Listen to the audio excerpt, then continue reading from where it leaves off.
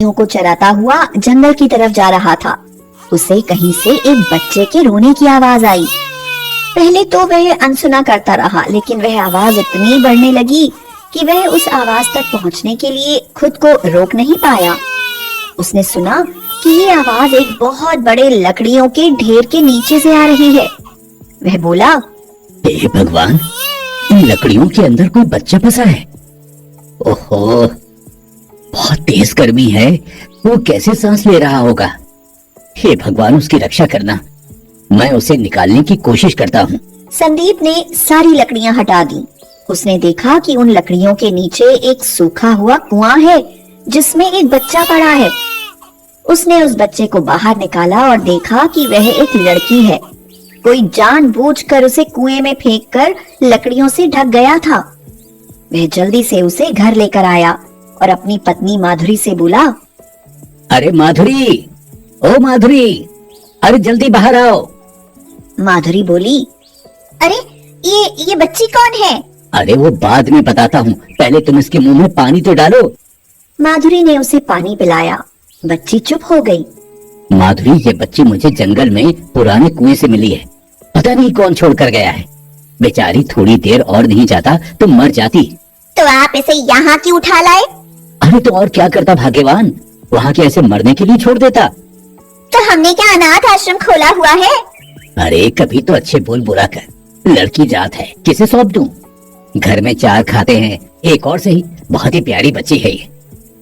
काजल बेटा, सोनम के छोटे कपड़े रखे होंगे, ला दे, बदल देती हूँ। बच्ची बहुत सुंदर थी, इसलिए उसका नाम रूपम रखा गया। संदीप सुबह अपनी भेड़ बकरियों को चराने निकल जाता। शाम को जब वह लौटता तो उनका दूध निकालकर डेयरी पर दे आता। यही उसकी कमाई थी। समय बीतता गया। संदीप तो चला जाता, लेकिन माधुरी पूरे दिन रूपम से काम करवाती थी। वह बहुत ही चालाक औरत थी। माधुरी बोली, सुन रूपम, आज मेरी तबीयत सही नहीं है। ये अनाज रखा है, इसे चक्की पर पीस ले। लेकिन माँ, मुझे पीसना नहीं आता। खाना तो आता है, एक बार मैं बता देती हूँ, फिर तू आसानी से पीस लेगी। हाँ। रूपम पूरे दिन अनाज पीसती रही, लेकिन संदीप के आने से पहले माधुरी ने उसे चक्की से हटा दिया। रूपम काजल और सोनम के पुराने कपड़े पहनकर दोनों बहनों की जूठन खाकर बड़ी होती रही।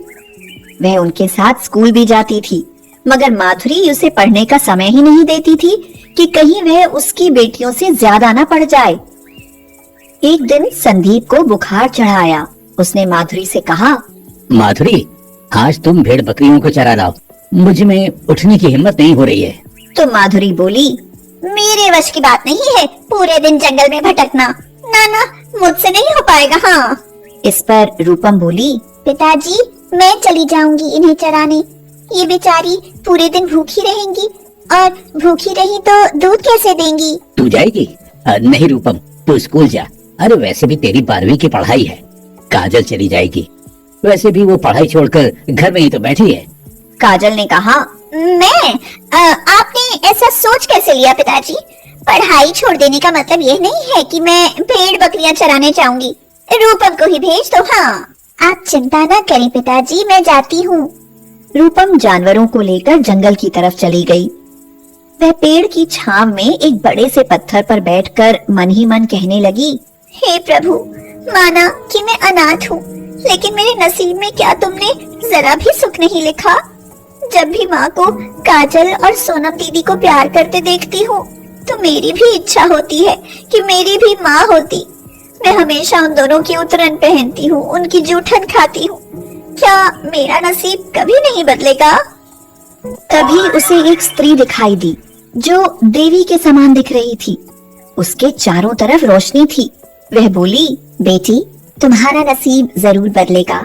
इस पत्थर के पीछे एक गठरी रखी है, उसे तुम अपने घर ले जाना, फिर देखना तुम्हारा नसीब कैसे बदलता है। रूपम गठरी देखने के लिए पीछे मुड़ी तो वहाँ सच में एक गठरी रखी हुई थी। रूपम उसे उठाने लगी तो उसमें बहुत वजन था। रूपम सोचने लगी, अरे ऐसा क्या है इसमें जो इतना भारी है ये? उसने सोचा कि इसे खोलकर देखूं। गठरी खोलकर देखा तो उसकी आंखें खुली की खुली रह गईं।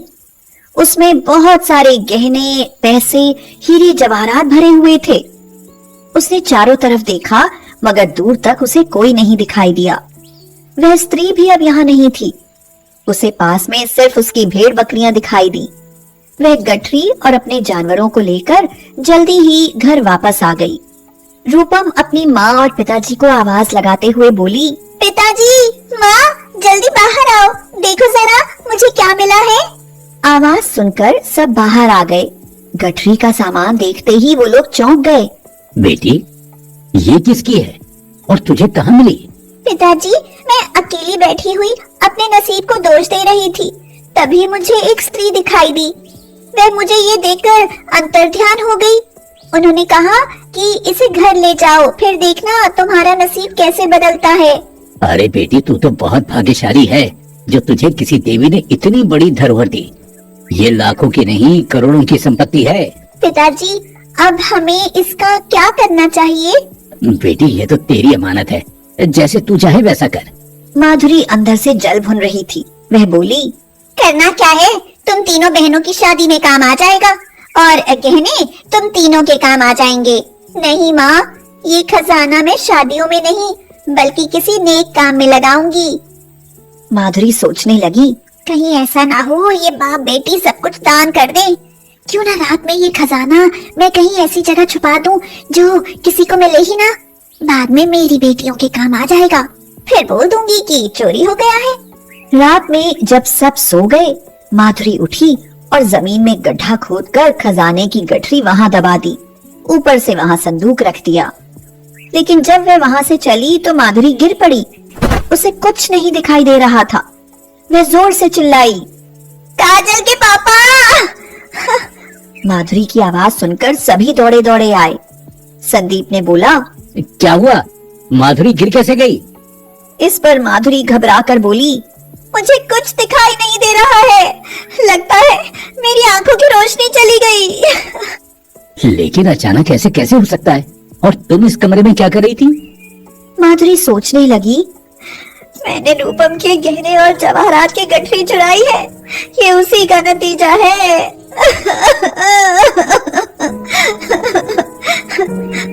वह जोर जोर से रोने लगी। माँ, ऐसे कैसे तुम्हारी आंखों की रोशनी जा सकती है? बेटी, मेरे अंदर लालच आ गया था।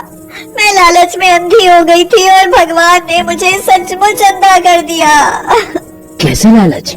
मैंने रूपम की गठरी चुराकर संदूक के नीचे गड्ढा खोदकर दबा दी। मेरे मन में आया कि मैं ये सिर्फ अपनी बेटियों को दूंगी, और जैसे ही मैं मुड़ी मेरी आंखों की रोशनी चली गई। रूपम बेटी, मुझे माफ कर दो, मुझे ऐसा नहीं करना चाहिए था। माँ, आपको ऐसा नहीं करना चाहिए था। माँ, आज आपने मुझे बेटी कहा, मुझे बहुत अच्छा लगा। नहीं तो आपने कभी अनाथ के सिवा मुझे कुछ कहा ही नहीं। अब तुझे हमेशा लाड़ करूंगी, बस एक बार मेरी आंखों की रोशनी आ जाए। संदीप ने संदूक हटाकर वहां से वह गठरी बाहर निकालकर रूपम के हाथ में दे दी। तभी माधुरी की आंखों की रोशनी वापस आ गई। बुरे काम का नतीजा बुरा ही होता है, इसलिए माँ, ये खजाना हम अच्छे काम में लगाएंगे। ये सब तेरा ही है बेटी, तू अनाथ नहीं, बहुत नसीब वाली है। आज के बाद तू सचमुच मेरी बेटी है, मैं कभी तुझे अनाथ नहीं कहूंगी। हाँ। रूपम ने अपने पिताजी की मदद से एक अनाथ आश्रम बनवाया ताकि किसी भी अनाथ बच्ची को रूपम की तरह किसी पर आश्रित न रहना पड़े, और अपने लिए एक अच्छा घर भी। रूपम अपने पिताजी से बोली, पिताजी, अब आप भेड़ बकरी नहीं चराएंगे। ठीक है बेटी, अब से मैं तुम्हारे साथ आश्रम का काम देखूंगा। सब लोग बहुत खुश थे। सच में ही उस अनाथ बच्ची का नसीब बदल गया।